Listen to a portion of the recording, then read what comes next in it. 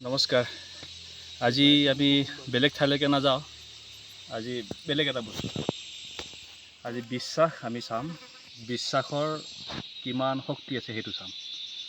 ইয়াত বিশ্বাসৰ ওপৰতে আমি কিছু কথা ক'ম। আহক চাই লওঁ আগতে বিশ্বাস কেনেকৈ ৰাস্তাৰ কাষত থিয় হৈ থাকে। মানুহবোৰে বিশ্বাসক লৈ পেলাই ইয়াত এখন ব্যৱসায় কৰি থাকে, আৰু এই বিশ্বাস আমিও নিজৰ মাজত ৰাখিব লাগে, আমাৰ সমাজত বিয়পাব লাগে। আহকচোন চাই লওঁ বিশ্বাস কেনেকৈ পৰি আছে।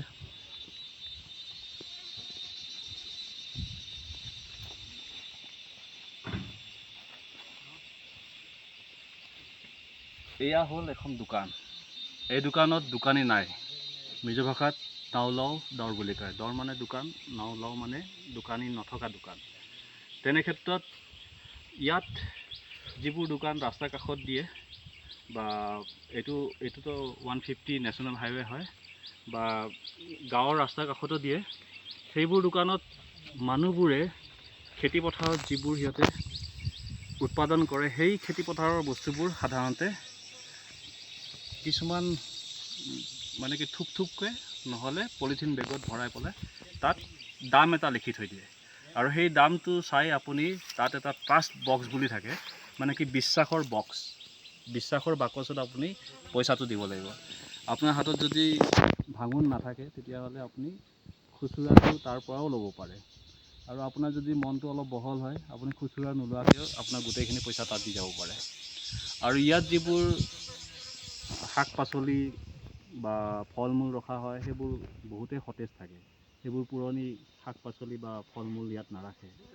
আজিৰ যিখিনি হাৰ্ভেষ্টিং থাকিব, আজি যিখিনি সিহঁতে ছিঙিছে সেইখিনিয়ে ৰাখিব।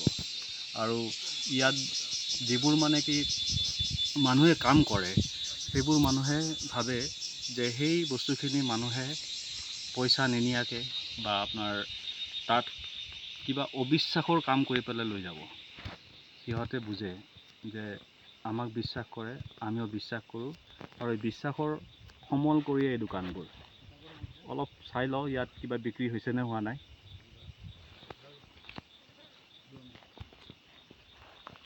এইটো ট্ৰাষ্ট বক্স হয়। 100 টকা বিক্ৰী হৈছেতো, বঢ়িয়া। ময়ো ল'ম। এইটো চাওক 50 টকা লিখিছে, মানে কি এই চাৰিটাৰ দাম 50 টকা হয়। আজিকালি ট্ৰাষ্ট বক্সৰ সলনি মানুহবোৰে UPI ট্ৰেঞ্জেকশ্যনৰ কাৰণে QR কোডো দি থৈ দিয়ে। ইয়াত ওলমাই থৈ দিব, আপুনি বক্সৰ সলনি সেই QR কোড স্কেন কৰি পেলাইও পে'মেণ্ট কৰিব পাৰে। এইটো বেছি ভাল হ'ব এইটো ল'বলৈ। আচ্ছা, মই লৈ লওঁ নেকি। 50 টকা, ঠিক আছে। এই 50 টকাটো দিলোঁ। মোৰো বিশ্বাস আছে বেলেগ মানুহে লৈ নাযায়, ময়ে লৈ যাম বস্তুখিনি। পইচাটো এইটো 50 টকা, বৰ সতেজ। 1 কিলো হ'ব না ছাৰ? বেছি হ'ব। দামো ইমান বেছি নহয়, 50 টকা হিচাপত। আৰু গোটেইখিনিতো জৈৱিকে হয়। ইয়াত সাৰ বা কোনো ধৰণৰ কীটনাশক ব্যৱহাৰেই কৰা নহয়, আৰু সাৰটো মিজোৰামত অবৈধ, বেন। আহক আৰু এখন ওচৰতে দোকান আছে, সেইখনত কি আছে চাই লওঁ।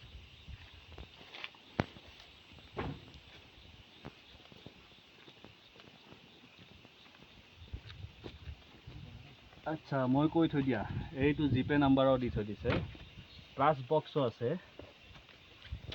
এওঁলোকৰ কিমান বিক্ৰী হৈছেনে নাই? 50 টকা হৈছে বিক্ৰী।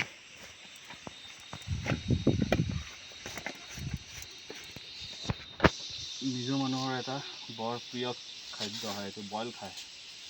তিতা তিতা লাগে, এইটো ডাইৰেক্ট তিতা কেৰেলা হয়, 30 টকা।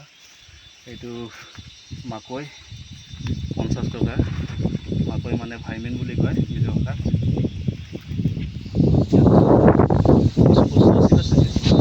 আৰু এই দোকানবোৰ য'ত থাকে তাৰে ওচৰে পাঁজৰে ইহঁতৰ খেতি পথাৰবোৰৰ থাকে। এই খেতি কৰা হয়তো ইপিনে থাকিব, নহ'লে তলফালে থাকিব। সন্ধিয়া ইহঁত উভতি আহিব। কল লাগি আছে তলত, কল কলৰ খেতিও আছে। এই কলবোৰে হয়তো এইটো দোকানতে গৈছে। এতিয়া বুজিলে, বিশ্বাসও সমল কৰি দোকান দিব পাৰি। কিন্তু মই ভাবোঁ আমাৰ তাত যদি এনেকুৱা বিশ্বাসত এখন দোকান দিওঁ, না এইবোৰ বস্তু থাকিব না মোৰ ট্ৰাষ্ট বক্সটো থাকিব, গোটেই সোপাই কোনোবাই উঠাই লৈ যাব।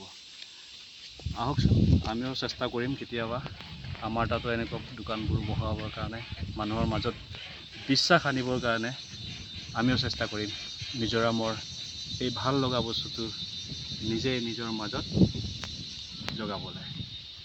আকৌ কেতিয়াবা লগ পাম নতুন ঠাই এডোখৰত। আজিলৈকে ধন্যবাদ।